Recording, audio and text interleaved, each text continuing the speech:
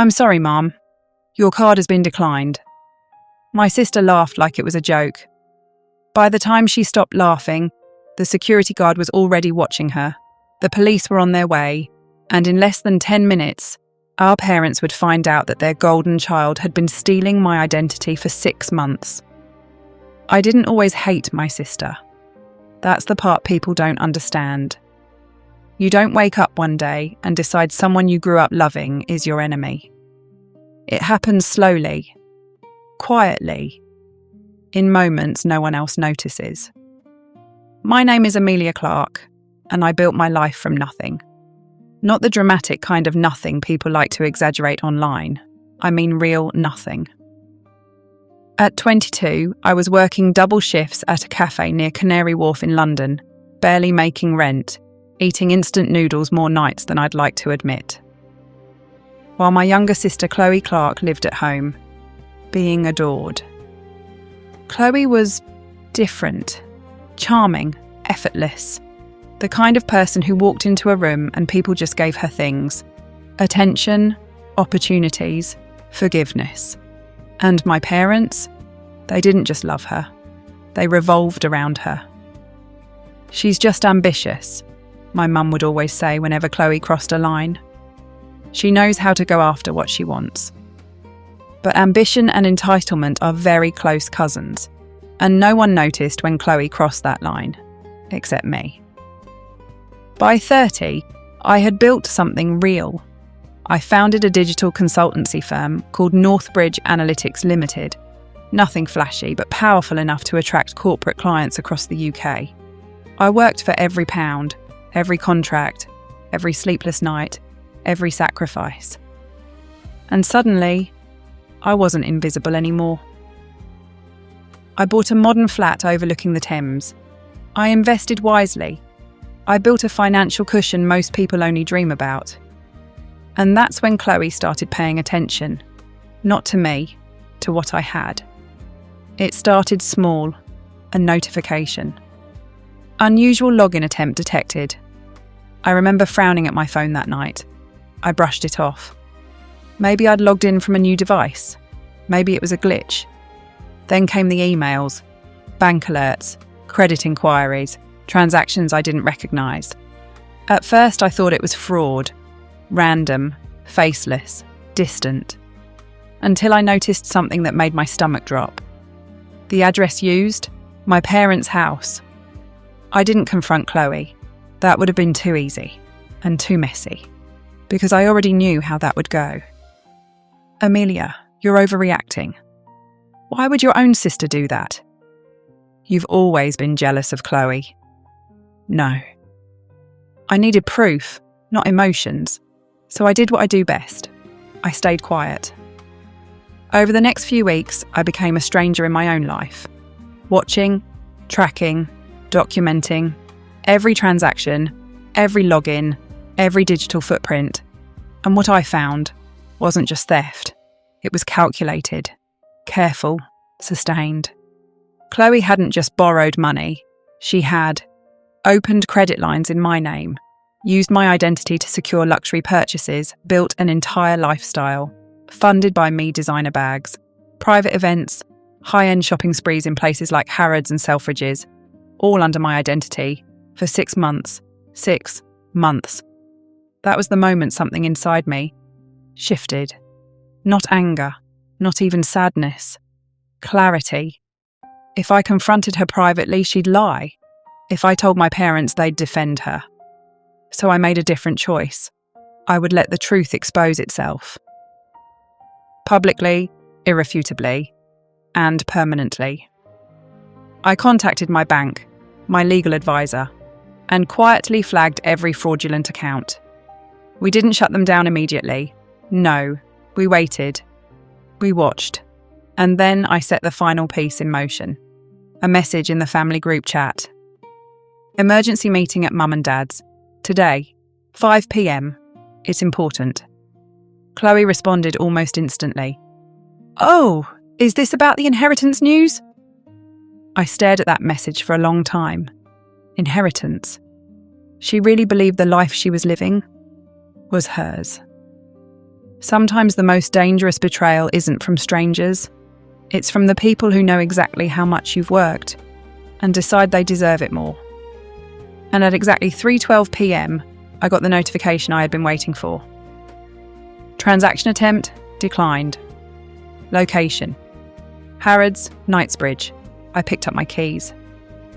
It was time. By the time I got into my car, my phone buzzed again. Transaction attempt failed. Card temporarily blocked. I didn't rush. That's the thing about patience. When you've waited this long, a few more minutes won't kill you. But for Chloe, every second was about to feel like a lifetime. When I walked into Harrods, the place looked exactly like it always did. Polished, luxurious, untouchable. But that day, it felt like a stage. And my sister was right at the centre of it.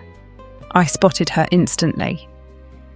Chloe stood at the counter of a high-end designer section, dressed like she belonged on the cover of a magazine. Cream trench coat, oversized sunglasses, her hair perfectly styled.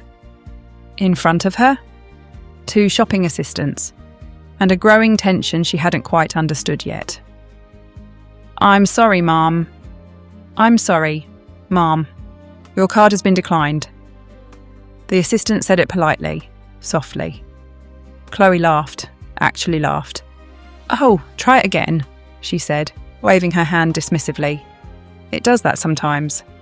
It didn't, but she didn't know that yet. The assistant tried again, declined. This time Chloe's smile twitched. Not gone, just strained. "Use the other one," Chloe said, pulling out another card. My card, different number, same name, same identity. Mine. I stayed back, just out of her sight line, watching, waiting. The machine beeped again, declined, and just like that, the energy shifted. You know that feeling when a room changes without anyone saying anything? That. The assistants exchanged a quick glance. Professional, subtle, but noticeable.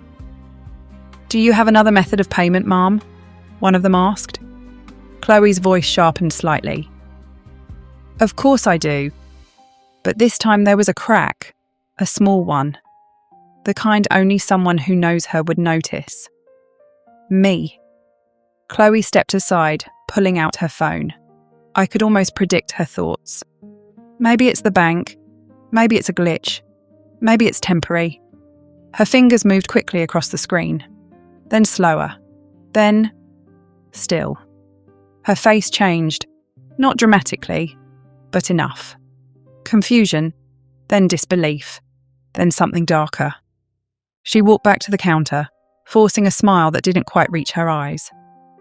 "There must be a mistake," she said. "Can you try one more time?" The assistant hesitated, just for a second, then nodded. Beep declined. This time louder, final, unforgiving. And that's when it happened.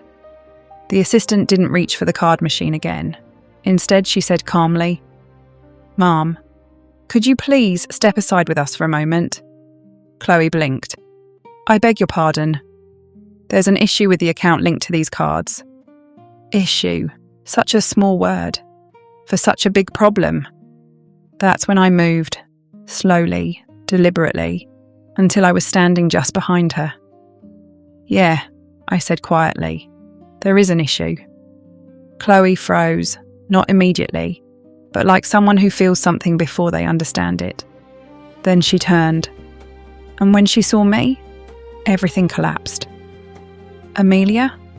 Her voice was barely above a whisper, like she'd seen a ghost, or worse. The truth. "I was wondering how long it would take," I said calmly. Chloe looked around quickly, her confidence scrambling to rebuild itself.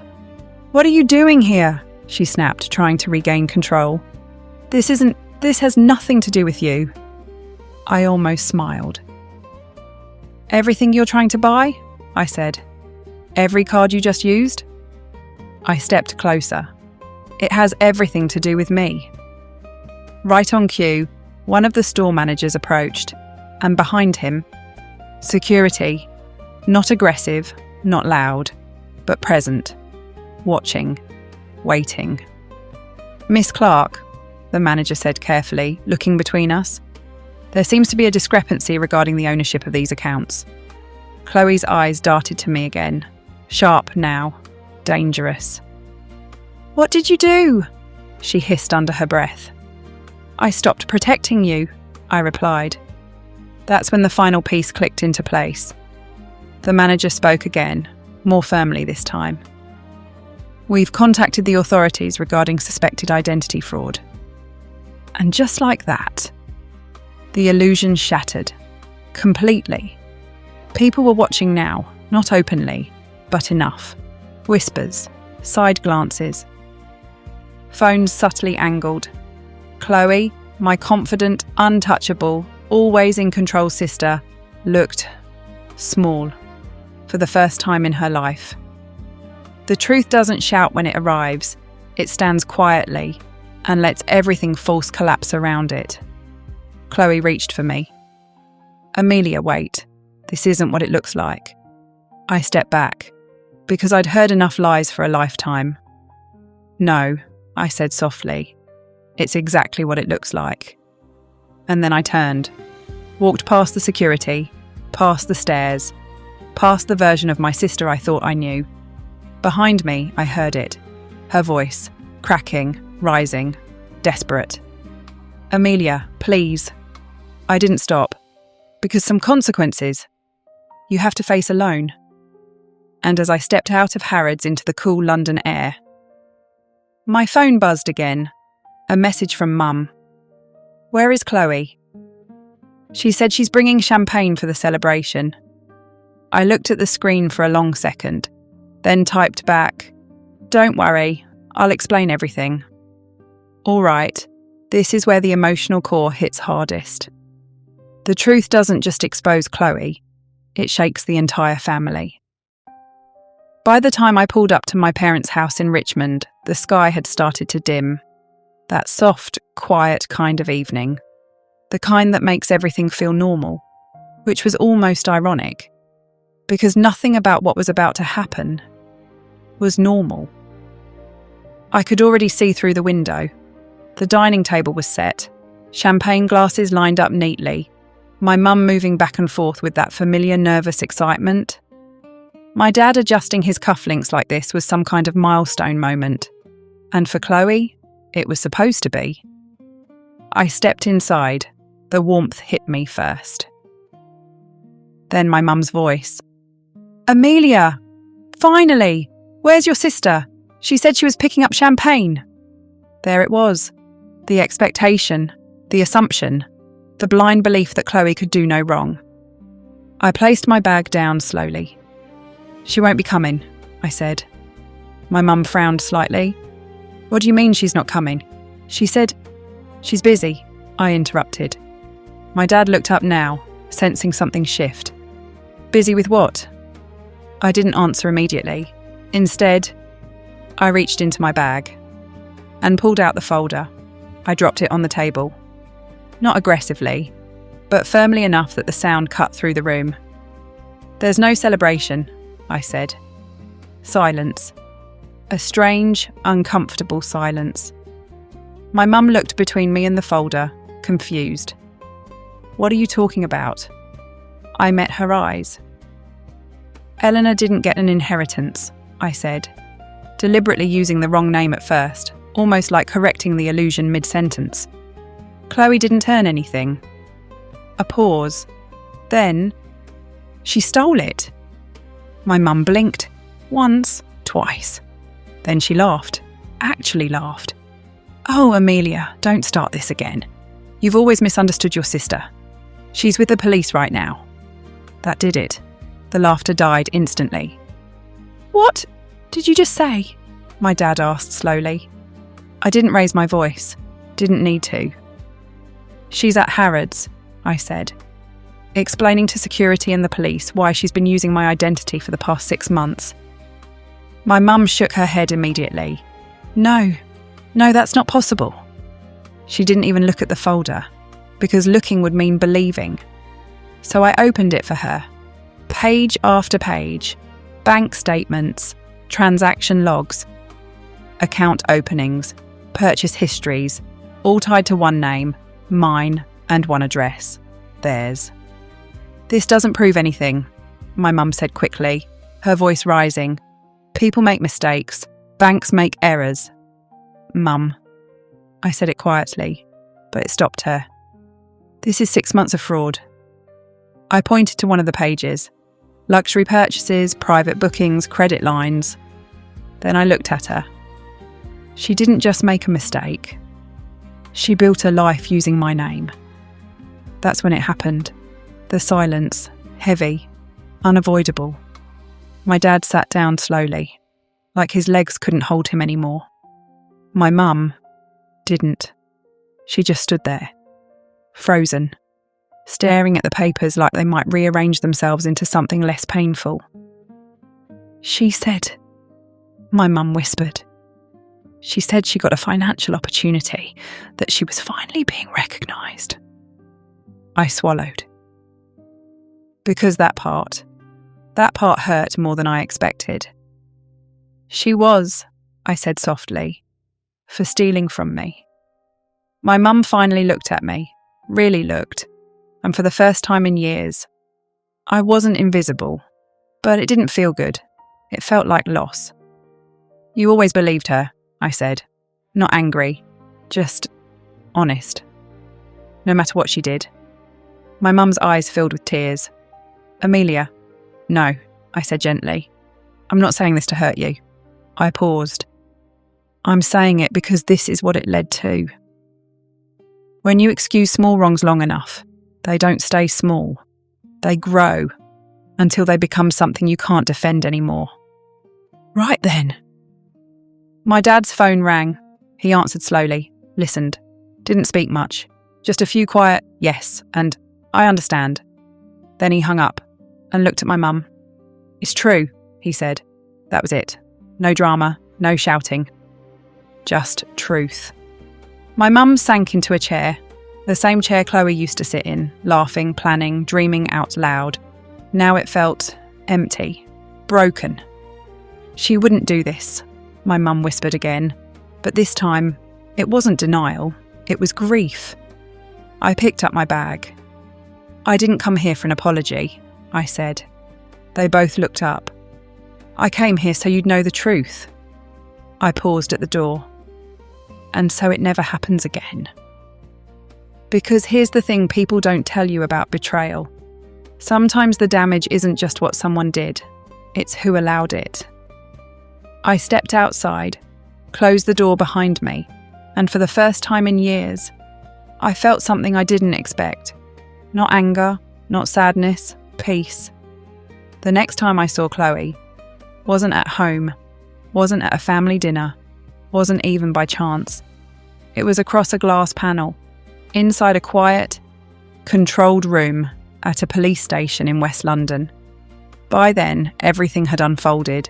The investigation, the statements, the evidence. There was no escaping it.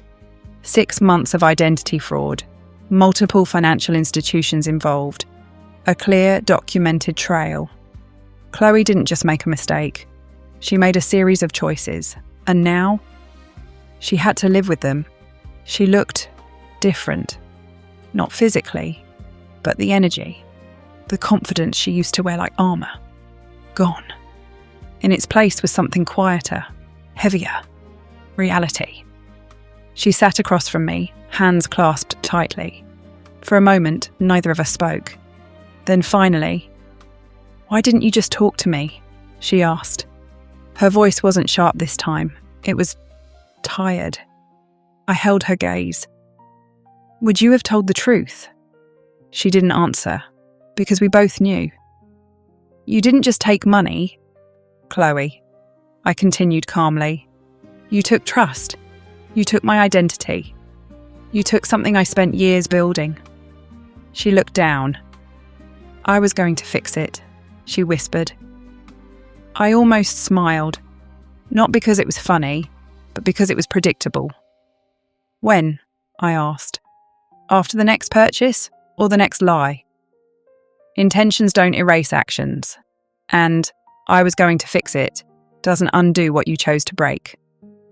Her lawyer had already explained everything: restitution, criminal charges, a record that wouldn't just disappear.